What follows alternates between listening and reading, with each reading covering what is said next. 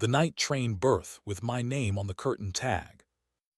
The tag was the cardboard kind, punched with a tidy oval, tied with cotton cord to the blue felt curtain of a sleeper compartment. The attendant had lettered it in a practiced, compact hand, 4 ELLIS. Underneath, someone had added what tags aren't meant to carry in pencil that tried to be shy. Car 7, berth 14, 2305R. I bind books for a living. Cloth, paper, thread, a spine that learns to hold. My shop smells like paste that thinks it's honest and leather that remembers rain. I mend volumes that have forgotten they're allowed to be whole. Jonah, my partner, produces cultural events that teach lobbies to applaud themselves. We've been together 5 years. The good bowls live on the middle shelf. We keep 2 sturdy glasses by the sink because we built a rule out of water: pour before the sentence that changes a day. He came home the night before with cedar in the seams of his jacket and the smooth fatigue that says donors agreed to a number in a room with carpet. He kissed my jaw like a man reading a map and stopping at the legend. He undressed in the hall so the bedroom wouldn't have to remember. "Soft launch for the night train revival," he said, tugging at a cuff the way he does when he's hiding excitement under etiquette. "Press ride to the border and back. Sleeper cars, bar cart, vintage lamps pretending to be brave. You could come or don't."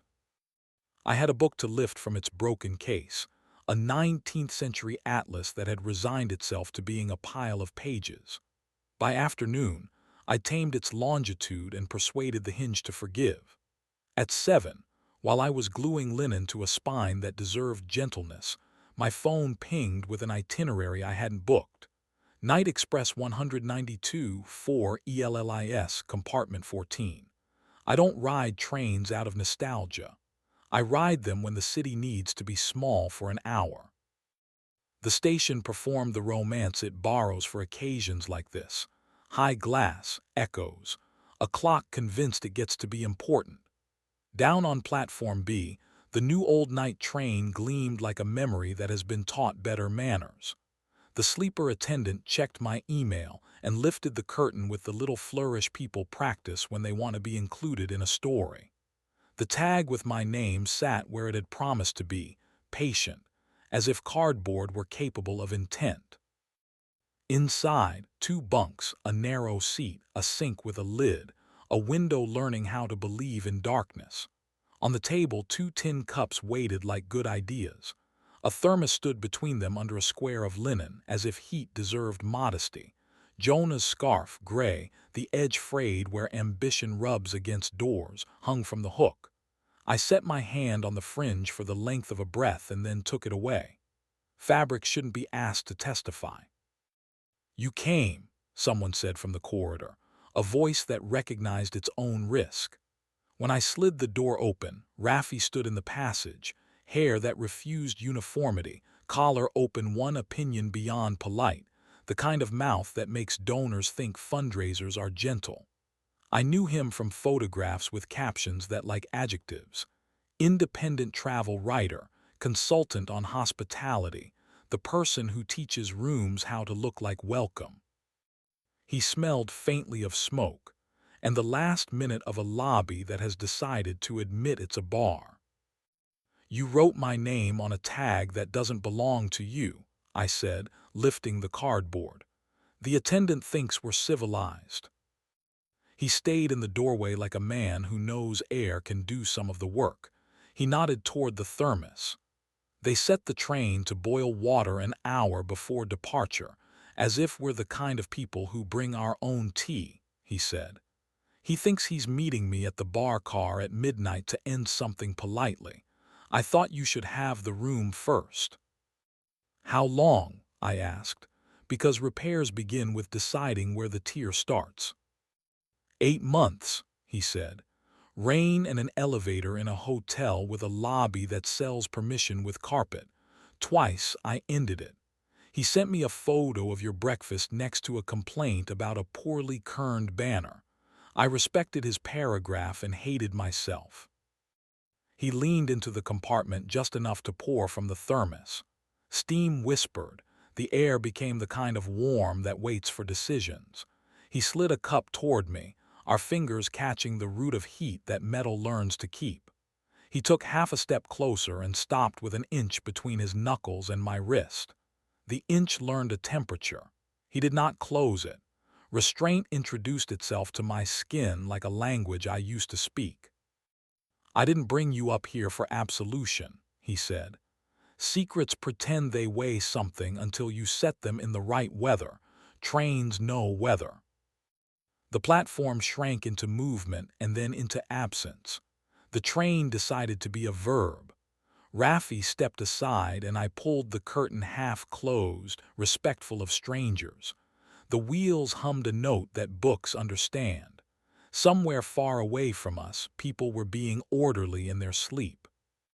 The compartment door slid again, gentle, and Jonah came in with the face he uses for docents, careful, precise, tender in a way you can invoice. He saw me. He saw Raffi. He saw 2 cups. He saw the inch and understood more in a breath than he's admitted in months. He closed the door like a man who thinks hinges deserve dignity even when he doesn't. "Okay," he said. The word did its job and refused ornamentation. "You could have kept the tag out of our kitchen," I said. "You could have kept my name out of this car." "I chose incompetence," he said, "and then cowardice." He let the noun stand without garnish. "I cheated. I told myself it was weather and home is a noun that survives rain. I told myself your patience is elastic because you make torn things behave. I pretended spark was structure. I want to stop hearing me." Raffi moved to the seat under the window and sat without taking up more room than he should.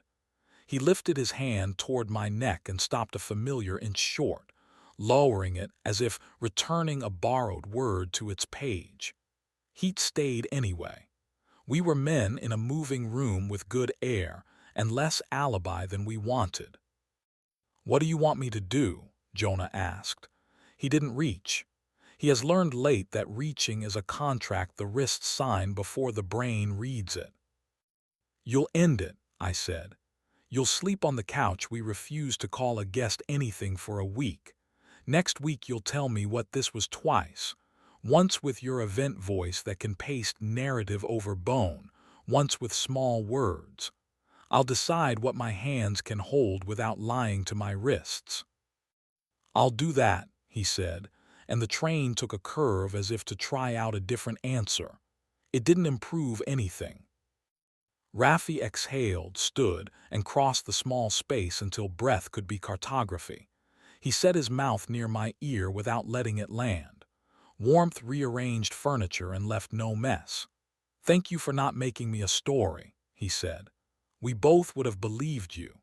He stepped into the corridor, nodded to Jonah the way decent men do when leaving a room they've complicated, and slid the door shut without asking it to be punctuation. We sat opposites, Jonah and I, like 2 people preventing a fire with patience. The thermos returned to its work without complaint. The train made a low argument with the night. In the upper berth, the curtain breathed at the same rate as the wall. "I'm not leaving this train," I said. "We'll stand at the window for a while and let the dark tell us we aren't special. We'll go to the bar car and not stand where people can perform us. We'll walk back without touching. You'll sleep in the upper berth. Tomorrow you'll end it without complimenting him. Next week you'll bring me small words." He nodded. He didn't cry. I love him for that. I don't expect applause for loving him for that. We stood at the window and watched the city shrug itself into fields. A farmhouse light held on to the idea of duty. A river invented silver for the benefit of nostalgia.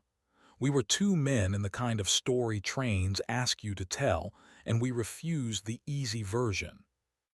The bar car offered chairs that believed in themselves and bottles arranged like a lesson in color. People tried on their laughs and their posture. We stood by the door that had the best access to good air. Jonah ordered water and something that wanted to be whiskey but wasn't. He set both in front of me like a preface, and then didn't ask for my punctuation. Back in the compartment, he climbed into the top berth with the humility of someone who has learned that higher is not a synonym for good. I took the lower and slept like paper pressed between boards, steady, flattened, under the weight it asked for. In the morning, Fields invented fog to be polite, and the train convinced itself it had been noble. He went to the lounge car to end it. When he came back, he smelled like nothing, the cologne I prefer. He said he had used small words. He said he hadn't tried to build a moral. He said he could be one person if I let him do the job. I told him I would let him do the job and reminded us both that letting is not forgiveness and not a paycheck either. He nodded. We watched the station return as if it had been waiting to see which story we chose. The week after, he slept on the couch and relearned our apartment the way a hand learns grain. He discovered the distance between apology and coffee. He remembered the walk from door to bed without trying to turn it into ceremony. On the seventh night, he came to me like a page that has had its edges mended, tentative, willing, not theatrical. He remembered my mouth with the accuracy we taught each other early and almost forgot. There is a kind of erotics that arrives as restraint and stays as trust. We let it. 2 days later, Raffi texted, "Thank you for telling the truth while moving." I replied, "Try it while still." He didn't answer, which was the second best thing he did. Work stayed what it is, slow, exact, unimpressed by drama. I sewed new end bands on a hymnal whose owner cried when she heard the thread sigh. I flattened a map that had lived rolled in a tube for years and thought it liked being a spiral. It learned obedience in humidified air and decided to be a rectangle again. A man brought me a diary and asked me to make it unreadable so he could give it back to himself. I taught him how to paste the page edges into a block and told him I wouldn't lock a life shut without a key. He took the lesson instead and left with glue on his knuckles. A week later, I saw Raffi on the concourse. He looked smaller. Maybe my anger had stopped needing him to be tall. He said hello without trying to own my afternoon. He did not smell like smoke. He was holding a paper cup with the carefulness of someone who has decided to ask heat before it does anything. We stood under the departures board like people who don't need to pretend, and then left each other without auditioning for a moral. Here is the part that doesn't sell tickets and still matters. I wanted him. I wanted the inch, the heat, the grammar restraint writes on skin when it's trying to save you from your better sentences. I wanted to make a mistake neat enough to narrate on the way home. I didn't. Wanting is a sentence, not a command. Bodies vote. Ethics count. Boredom is a mercy that lets you like yourself at noon. Jonah and I adjusted our frame. 2 glasses before 3 sentences. Less reach, better touch. He keeps his phone face down in the blue bowl by the door like a man who believes in containers again. I keep the cardboard tag in the drawer where I store bone folders and extra linen. A little proof that names can be tied to curtains and still not be theater. We stand near exits at openings not because we plan to leave, but because doors teach rooms to breathe. Sometimes, with a book clamped in the press and paste going tacky just right, I think about the train and the inch, and the way a moving room gave us decent air. I run thread through paper and wood and cloth and feel a spine agree to hold.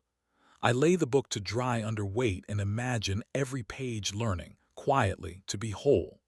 If another tag ever finds my name and the wrong berth, I will bring hot water. I will sit where the exit is obvious and refuse to call that cowardice.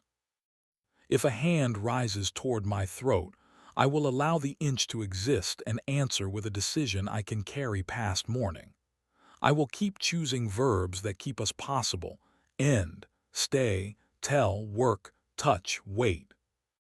And when I lift a repaired volume and hear the hinge whisper its small hymn of obedience, I will remember the night train's curtain and the room where we declined a finale and argued for repair instead. and I will call that quiet air the most difficult thing I know how to make, and the only thing that still holds when daylight forgets its line.